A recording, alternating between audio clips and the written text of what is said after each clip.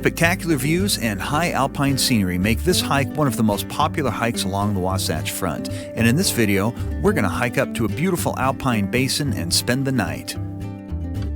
Hiking in the Timpanogos Wilderness on this edition of About the Journey.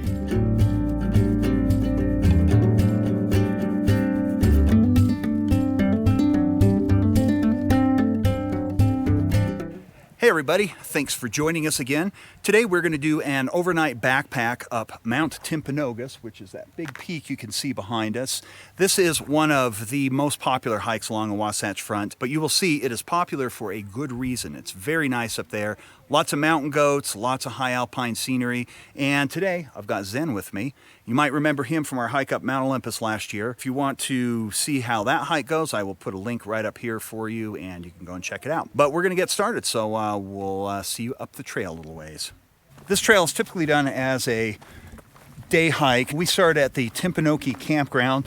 I'll make sure I put the coordinates up on the screen so you know where to start. And we're going to hike up into the basin and we're going to spend the night up there, and then we're going to go up the peak tomorrow. Now, this has been the first time I backpacked since 2008, so it's going to be interesting. You know, those of you that have watched my channel before, you know that I usually car camp and do day hikes, but here we're going to do something a little different. I really like backpacking. It's really my favorite way to get out into the wilds. Just having all the dogs, it was just easier to bring them all in the truck and just car camp and day hike. But this is going to be a great hike. It's beautiful weather out. Got a lot of nice fall colors. Should be sweet. The Mount Timpanogos Wilderness protects about 10,518 acres of high alpine basins, glacial carved cirques, the second highest peak in the Wasatch Range, and Utah's only glacier, which is more of a snowfield during the summer months. It was established in 1984 after the passage of the 1984 Utah Wilderness Act, which added 14 areas to the state's roster and is managed by the U.S. Forest Service. There are about 17 miles of maintained trails accessible from two trailheads: the Timpooneke, which is where we started, and Aspen Grove, which is on the eastern side of the mountain just up the road from the Sundance Ski Resort. Both trails lead to the summit of Mount Timpanogos and are equally beautiful.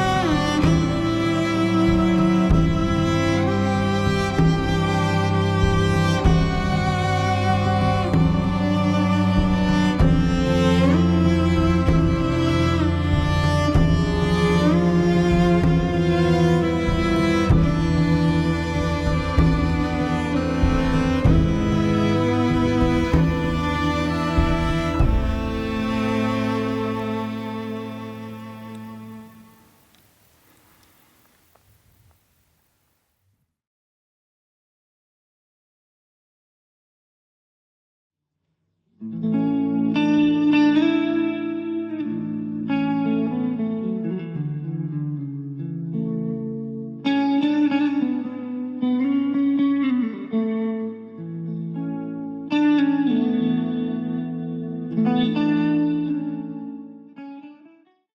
morning, everybody. So we had this campsite right back here, and we had a pretty good night. Got a little cloudy. Actually had some rain that was pretty interesting, but it was a really nice night. Slept pretty decent. Feel a lot better than I did yesterday. I didn't do much filming when we got up here and set up camp. I haven't not been out backpacking in a lot of years, and hiking all the way up here with that heavy pack kind of strained me a little bit. And I bonked, so I got a little sick last night and puked. As soon as that happened, I was feeling much better and had some dinner, and we had a really nice night. We have a view right over here of the Wasatch Mountains.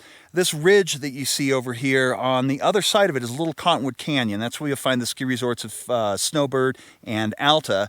But as we were sitting here watching the sunset, we ended up getting a fantastic display of northern lights. So usually I'm used to seeing the northern lights up in Alaska, but for whatever reason this year we've had a lot of nice light displays down at these lower latitudes. So last night we just had this gorgeous light display full of reds and purples, and I'll put pictures up on here for you guys to check out, but it was really nice. We just got things packed up. We're gonna stash our packs up here by this little, at the base of this little cliff. The trail to get up there is just above that, so we're going to use that and work our way up to the top.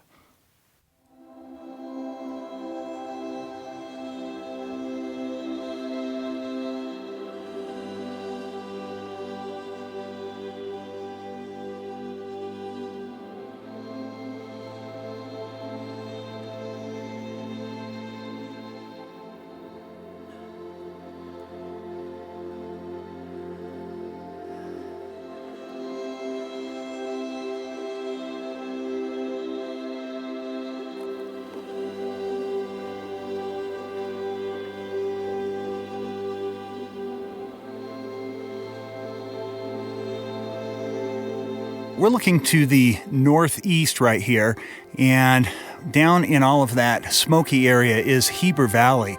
If you look over a little bit to the right there, you can kind of see more smoke coming up. There is a fire burning in the Mill Hollow area in the Uintas, and that is what is causing a lot of these smoky conditions up here in these valleys. Now, of course, up where we are, we're well above it, so, which is good. I wouldn't want to be breathing that air.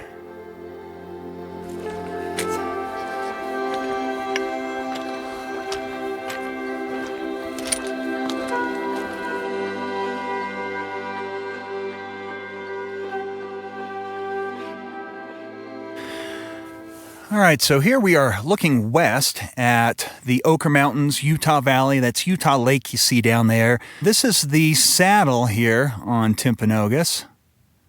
I'll just pan this around. That big peak in the distance is Mount Nebo, which is the highest peak in the Wasatch. I think it's like 11,900 and something. And of course, over here is Timpanogos.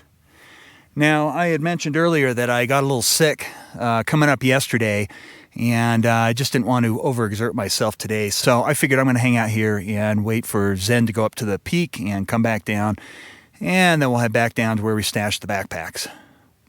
But if you're going to hang out someplace with a view, this place is not too shabby.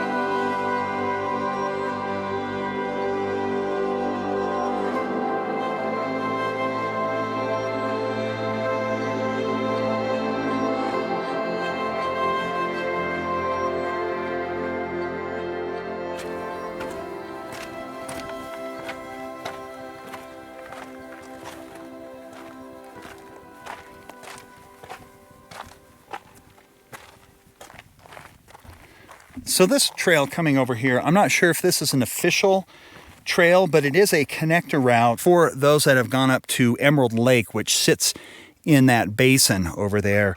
And if you don't want to lose too much elevation and you plan to come up to the peak, you can cut along at the base of these cliffs, and that brings you up here onto this trail. Yeah, we've run into quite a few people up here today. You know, like I was saying earlier, this is a popular hike, but it's really good to see so many people out here enjoying their public lands. These places are pretty special. It's an absolutely fantastic hike up here.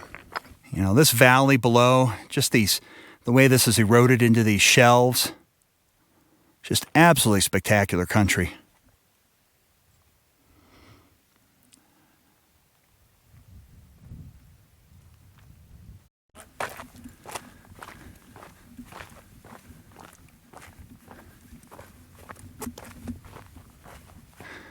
Now, we left our packs right over there. It looks like they're still sitting in the shade, so we're gonna zip down along this little cliff line and go and retrieve them.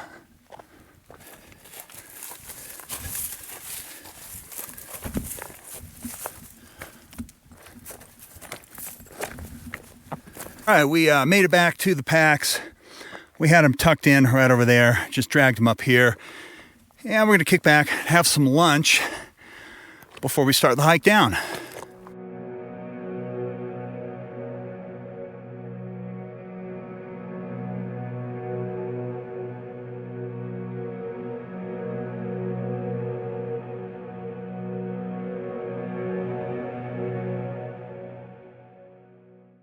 So we just got done having a nice lunch there, and we're gonna head over here to the trail and start working our way down. I'm gonna film various parts of that. This hike is just absolutely spectacular, as you probably have already guessed. I don't know if you can see it, but there's a big snowfield up there, and that used to be the last remaining closest thing to a glacier here in Utah. That snowfield is pretty much there year-round. This is about as far as you're going to see it melt. When I was younger, that whole area was filled with snow and would come all the way down to Emerald Lake, which is a lake just up over that lip. But it's been interesting to see how much that has shrunk. It's just a small snowfield now. We used to go up to the peak, go along the top, and then either bring garbage bags or glissade down it, and it was a lot of fun. You'd come right out by the lake, and it was great.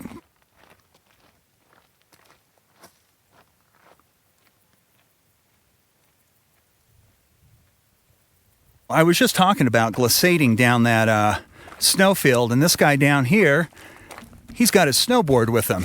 Yeah, wait for the camera. Thanks.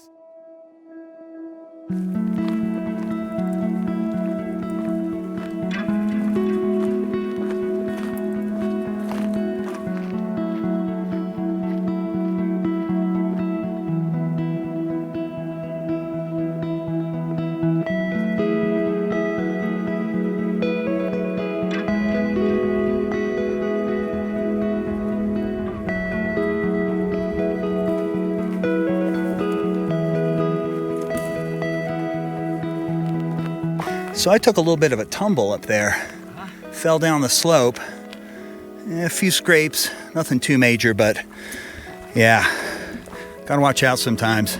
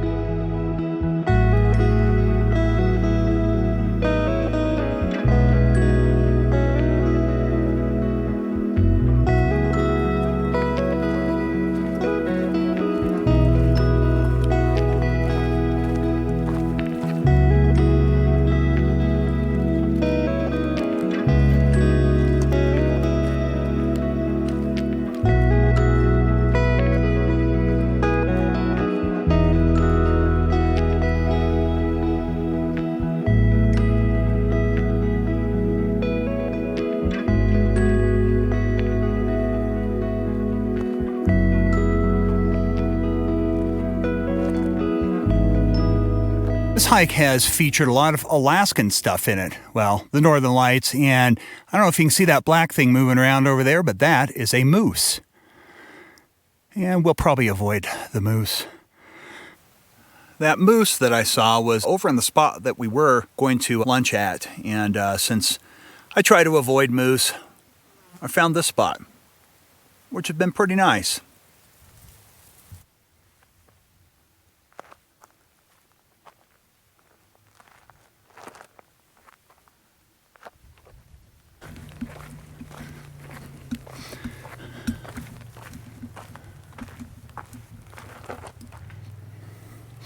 All right, we're back. I'm tired. And we're gonna head down into the valley and I'm gonna head home. So I'd like to thank everybody for joining us on this hike. If you do decide to do this, make sure you bring plenty of water and just be prepared. This is a strenuous hike, but it is well worth it. It's absolutely beautiful up there. So I'd like to thank everybody for watching, and we'll see you next time on the journey.